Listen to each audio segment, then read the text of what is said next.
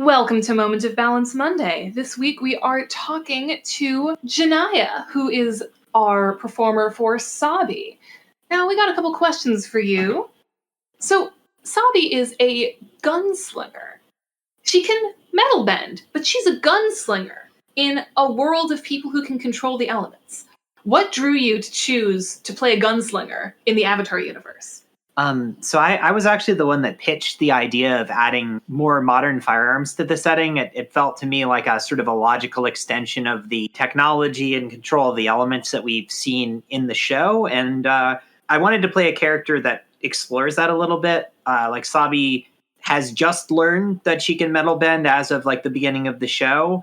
And so she's had to go most of her life without that ability. And it let me explore a character who's learn to adapt to a world where she doesn't have the ability to bend, and now she's learning that she can, and like what does that mean exactly, and what does that mean for her character, and what does that say about the elements versus technology in the setting that we've created here. Now, Sabi has some pretty distinctive influences. What are those inspirations? So, interestingly enough, I had not seen Arcane and had not read any of the Locktoon books before creating the character. So Vi and Gideon are out as inspirations.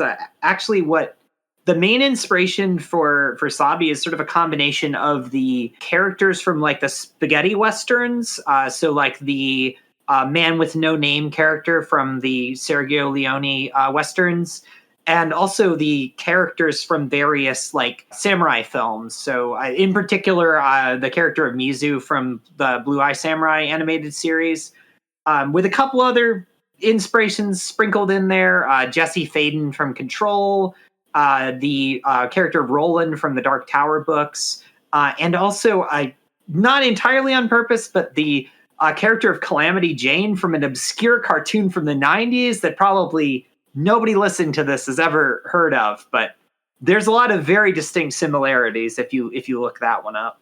Now, your initial idea for Sabi was a kind of a revenge arc, which does not end up happening. What do you think drove Sabi into the path that she'll end up taking? So my original proposal for the character was much more focused on like a very singular goal, like a very specific like revenge against another character. And also like a little bit more of like at odds with the party. Like the original idea was to like not have her reveal this information right away. And I think as she developed, she became a lot more driven by her circumstances growing up very poor and in a very like bad situation and having lived a life of crime for most of her life to survive. So I think there's a lot more like complexity to her, and like she's driven a lot more by sort of a sense of she's seen in the world rather than just like a single-minded desire for revenge. Now, this question is not actually for you. This is a question for Sabi. Why did you leave Ba Sing Se in the first place? It sounds like you had a good deal with your old Triad back there. Look, I don't think that has anything to do with what you and I have going on here.